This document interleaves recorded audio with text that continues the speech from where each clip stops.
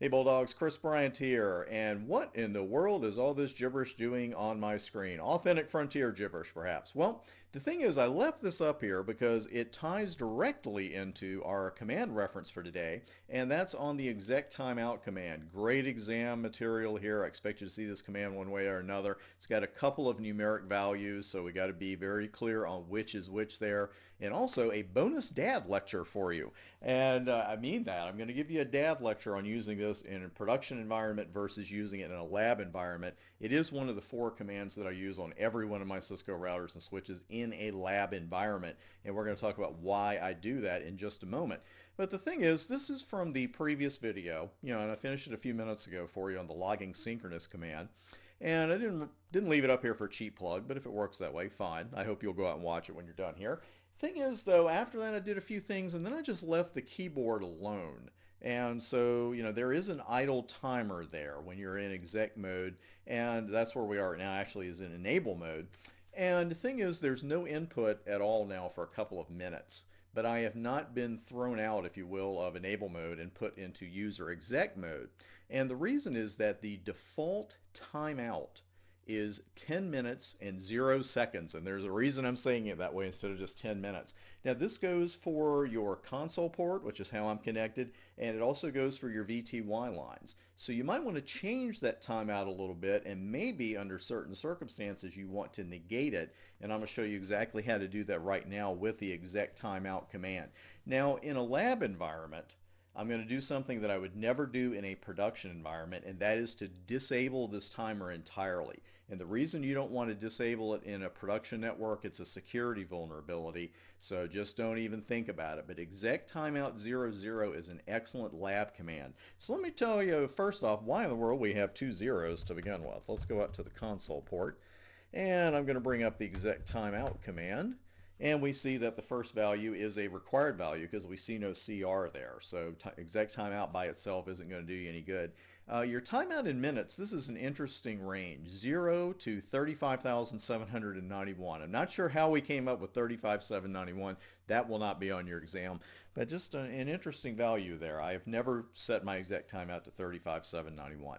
So what I'm going to do in this particular case is set it to 0 minutes. And you'll notice that now we see the CR. So exec timeout 0 by itself is a legal command. But what I'm going to do, and I love this, I can set it to 2,147,483 seconds. But what I'm going to do instead is set it to 5. So I'm going to literally set an exec timeout of 5 seconds. And the reason I'm going to do that here is to demonstrate to you what happens to you when the exec timeout times you out. So let's go ahead and put a 5 there. And there are no values after that, so it's a really good idea, especially for your exam, where of course you will not have iOS help to help you in a multiple choice question.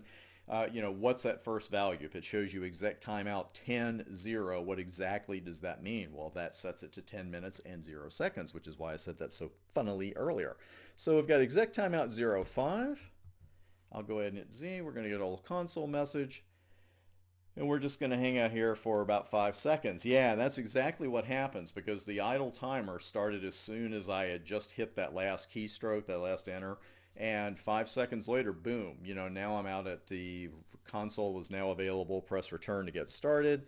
And I hit return. And if I had a password set at this level, which I don't on this particular router, I would have to enter it, but then I'm going to hit it again and type enable, and I get into enable mode.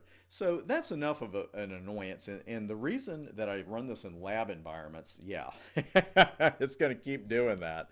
So first things first, we're going to go to the console and do an exec timeout 00.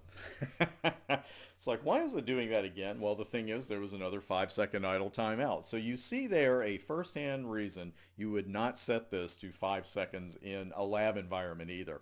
But the reason that I like to disable it, and many other people do as well, when it comes to a lab environment, is that if you have multiple routers and you're configuring them, maybe you got a home lab, some simulators use the idle timeout as well. Let's say you're here configuring router 2 and then I go over to router 1 and configure that one for, 11 minutes.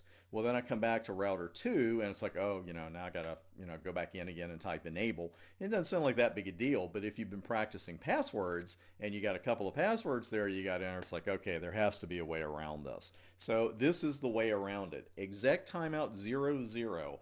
As with many Cisco commands, if you set the timer to 0, you are in effect disabling it. So exec timeout 00 makes it sound like 0 minutes 0 seconds. It's actually just taking that whole exec timeout value away. Now again, you do not want to do this in a production environment because it is a security vulnerability, but that's exactly how you use the exec timeout command, and that you would use it in the exact same fashion on the VTY lines as well. So that is the exec timeout command. Watch out for setting it for 0 minutes to 5 seconds though. That can trip you up a little bit.